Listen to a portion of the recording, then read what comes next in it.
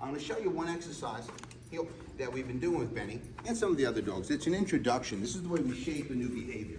Sometimes obedience training can get a little boring. A dog will be going through the drills, but his excitement levels aren't high. This drill helps to build excitement. Watch how we shape it with the treat.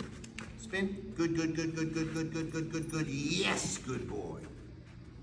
One more time.